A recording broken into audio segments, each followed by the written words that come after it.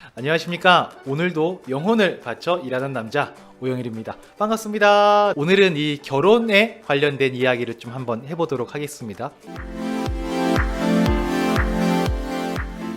결혼 준비 참 해도 끝이 없는 게 결혼입니다. 제 채널 보시는 분들은 아무래도 결혼하신 분들이 많이 보실 테니까 과거로 돌아가셔서 내가 결혼할 때 어떤 것들을 준비했나, 이런 걸 준비했었나를 한번 돌이켜 보시면 좀 재미있게 들으실 수 있을 것 같아요. 결혼 준비 하면 딱 떠오르는 거 어떤 게 있으실까요? 보통 이런 게 떠오르지 않습니까? 뭐 예단 예물, 혼수, 뭐 결혼 반지, 뭐 가전제품, 집, 웨딩홀, 뭐 스드메가 그거죠. 스튜디오, 드레스, 메이크업. 네, 여성분들은 굉장히 중요하게 생각하는 게 바로 스드메죠. 결혼 준비하면 이런 것들을 많이 떠올리시게 되고 실제로 저런 것들을 준비하느라 굉장히 많은 시간을 보냅니다. 저도 결혼 준비했을 때 정말 한 두 달 좀 넘게 주말마다 계속 뭔가를 보러 가고 뭔가를 의견을 조율하고 하느라 굉장히 정신없이 바빴던, 주말에 절대 쉴 수 없었던 그 시기를 보냈던 것 같아요. 정말 결혼할 때는 살면서 그렇게 많은 돈을 내가 써본 적이 있나 싶을 정도로 돈을 많이 쓰게 됩니다. 근데 이렇게 열심히 준비해서 결혼식을 하는데 결혼하고 나면 이런 경우들이 되게 많이 있는 것 같아요. 되게 인정하기 싫은 이야기인데 우리나라가 뭐 OECD에서 이혼율 1위라는 건 다들 많이들 알고 계신 것 같습니다. 아니 이렇게 열심히 준비해서 결혼을 했는데 왜 이혼을 할까를 보면 이게 물질에 대한 걸 잘 준비한다고 해서 행복한 결혼 생활을 하는 건 아닌 것 같아요. 그럼 물질이 아니라 어떤 걸 준비해야 될까를 곰곰이 따져봐야 될 필요성이 있지 않나 라고 생각이 되는데, 이런 통계가 있대요. 그 결혼 준비할 때 결혼에 돈을 많이 쓴 부부일수록 이혼을 할 확률이 많다고 하더라고요. 참 재밌는 거죠. 우리 결혼 준비할 때 돈을 많이 썼다는 걸 다른 말로는 쟤는 결혼 준비 참 잘했어, 시작부터가 잘 살기 시작해, 이런 얘기를 많이 하잖아요. 근데 이상하게도 결혼 준비할 때 돈을 많이 쓴 신혼부부일수록 이혼할 확률이 되게 많이 있다고 하더라고요. 그러면 물질이라는 걸 많이 준비하는 거, 잘 준비하는 게 결혼 준비를 잘했다라고 표현할 수는 없는 것 같아요. 그럼 뭘 준비해야 될까를 보면 마음 그러면 너무 넓죠? 이걸 좀 정리를 한번 해봤는데요. 이거 지금부터 말씀드릴 건 이 세 가지가 있는데 이건 제 기준입니다. 첫 번째로 가장 필요한 건 희생정신인 것 같아요. 내가 희생하는 만큼 내가 사랑하는 사람이 행복해진다 라는 생각을 머릿속에 넣고 혼수 준비하러 가는 것도 물론 중요하지만 이 희생정신이라는 걸 내 결혼하기 전에 머릿속에 넣고 있으면 내 배우자를 더욱더 행복하게 만들어주고 그가 행복해지면 나 또한 같이 행복해지는 거 아니겠습니까? 뭔가 결혼 생활하고 나면은 과학적인 분업화, 이거 결혼 생활 하신 분 아마 보시는 분들은 이해하시겠지만 과학적인 분업화 있을 수 없는 얘기 같습니다. 네, 그때 달라지는 것 같고요. 네, 그날 컨디션에 따라서 엄청나게 많이 바뀌게 되는 것 같아요. 그냥 희생정신이 이런 것 같아요. 내가 그냥 다 하는 거다. 당신이 뭘 하고 내가 뭘 하고 이렇게 나누는 게 아니라 그냥 내가 빨래도 하고 설거지도 하고 청소도 하고 집안일이고 뭐 돈 벌어는 거 내가 다 한다 라는 마음을 갖고 시작을 하는 거죠.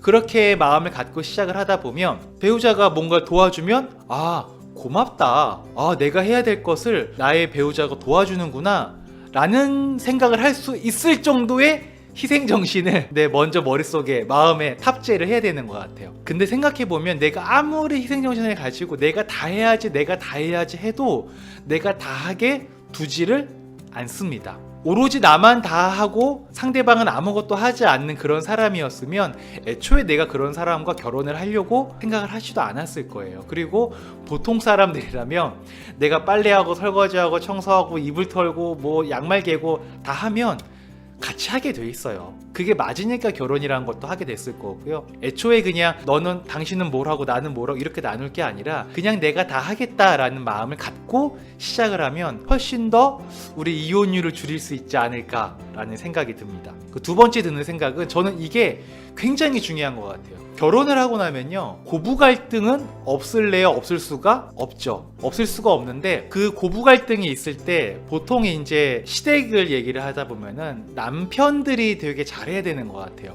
근데 저는 이런 생각을 가지고 있습니다. 내 아내가 우리 부모님을 만나는 건 그냥 남인 거예요. 우리 아내는 저랑 결혼을 한 거지 우리 부모님한테 반해서 결혼을 한 게 아니거든요. 그냥 나랑 오영일이란 사람이랑 결혼을 하다 보니까 그냥 오영일이라는 사람의 부모님인 거지. 그러니까 그냥 예의를 갖추고 잘하려고 하는 거지. 어찌 보면 저랑 결혼을 안 했으면 길 가다 마주치면 그냥 아무 느낌 없이 지나칠 수 있었던 그냥 그런 인연이라는 거죠. 근데 이게 왜 제가 이렇게 좀 냉정하게 말씀을 드리냐면, 대부분 결혼을 하고 나면 나의 배우자가 나의 부모님을 자신의 부모님에게 잘하듯 잘하기를 기대하는 것 같아요. 그 기대가 있는 순간 그 기대에는 절대 충족할 수 없을 거거든요. 왜냐하면 자신의 부모님이 아니잖아요. 근데 어떻게 자신의 부모님처럼 하겠어요. 그 기대감을 좀 내려놔야 되는 것 같아요. 물론 그렇다고 나도 배우자의 부모님을 남이야 라고 생각하면 안 되죠. 그렇게 하자는 말씀은 아닙니다. 야, 너희 부모님은 너희 부모님이고 우리 부모님 우리 부모님이지, 이렇게 하자는 건 아니에요. 다만 나는 배우자의 부모님에게 우리 부모님처럼 최대한 잘하려고 노력을 하는 거죠. 예의를 갖추려고 하는 게 아니라 효도하려고 노력을 하는 거죠. 나는 그렇게 하되 나의 배우자가 우리 부모님한테 그렇게 하기를 기대하지를 말자라는 거죠. 이게 되게 냉정하고 무섭고 약간은 좀 뭐 피도 눈물도 없는 것 같은 그런 이야기 같지만 저는 이게 굉장히 중요하다고 봐요. 저도 실제로 저희 아내한테 우리 부모님에게 잘하는 걸 별로 그렇게 기대하지를 않아요. 원래 그런 거다라는 생각을 가지고 있어요. 그러다가 잘하고 전화도 잘하고 만났을 때 사근사근 잘하면 그냥 그게 고마운 거죠. 그렇게 하니까 조금은 더 부부가 티격태격 할 수 있는 걸 좀 적게 할 수 있는 방법이지 않을까라고 생각이 됩니다.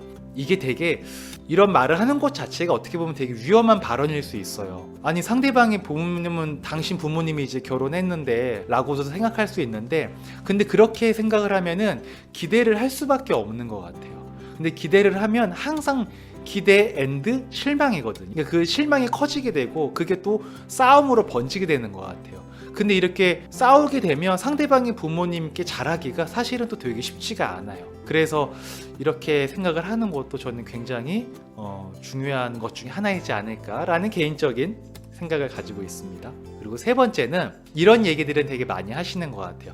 받으려고 하지 말고 주려고 하자. 이것도 그냥 계속 내가 배려를 받으려고 하지 말고 주자. 희생을 받으려고 하지 말고 주자.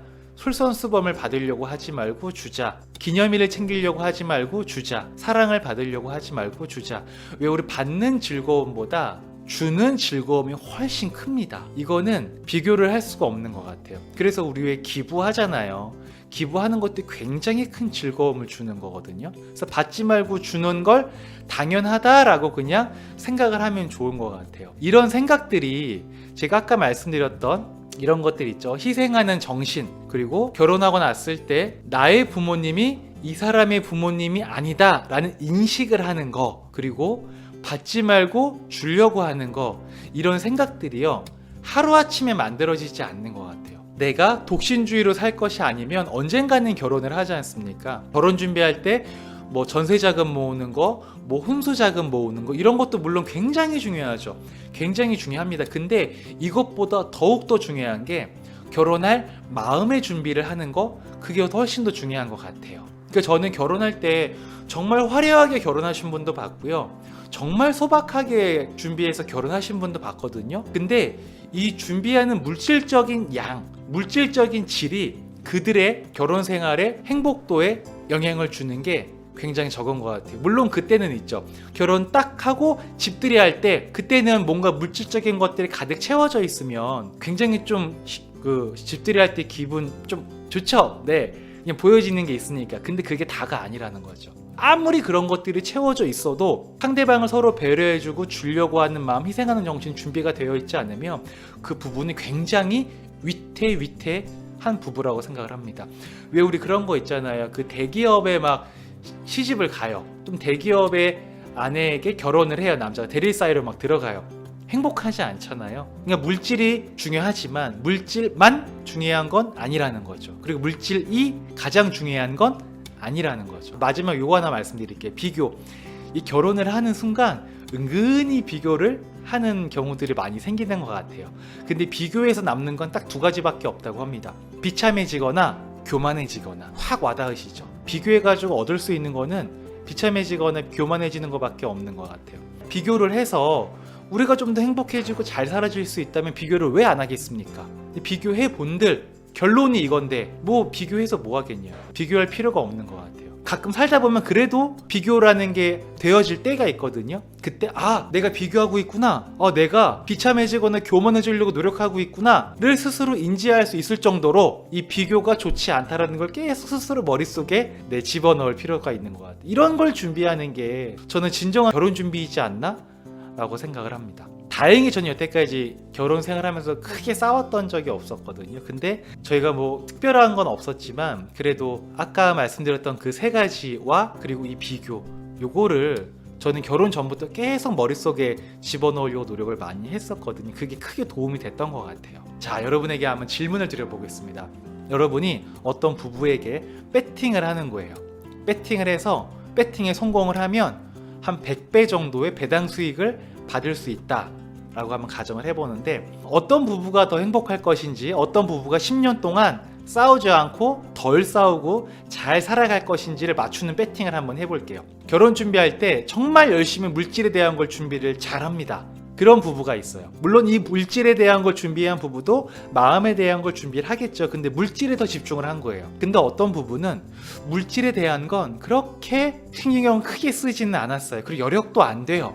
근데 마음만은 너무너무 준비를 잘한 거예요. 서로 아끼고 배려하고 희생할 정신, 비교하지 않는 것들, 이런 게 훈련이 너무 잘 되어 있는 거예요. 자, 물질에 좀 더 집중이 되어 있는 부부가 있고요. 그리고 마음에 좀 더 집중이 되어 있는 부부가 있습니다.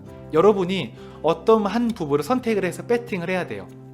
여러분은 어떤 부부에게 배팅을 하시겠습니까? 만약에 여러분의 자녀분들이 결혼을 준비하고 있다면 물질을 준비하는데 열을 올렸으면 좋겠습니까? 아니면 마음을 준비하는데 집중을 했으면 좋겠습니까?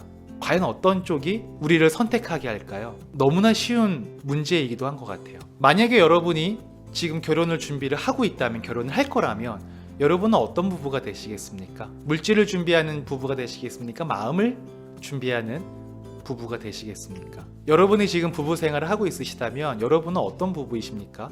살아가면서 물질에 대해서 생각을 많이 하는 부부이실까요? 아니면 마음에 대해서 생각을 많이 하는 부부이실까요? 다시 한번 생각해 볼 메시지인 것 같아요. 여러분의 행복한 가정을 응원하겠습니다. 오늘은 이 정도로 짧게 마치도록 하고요. 여러분의 행복한 결혼생활, 부부생활을 응원하겠습니다. 이상 2022년 1월 2일까지 일하지 않아도 월 3천만 원의 소득이 들어오는 시스템을 만드는 사람, 오영일이었습니다. 들어주셔서 감사하고요. 다음에 또 뵙겠습니다. 안녕.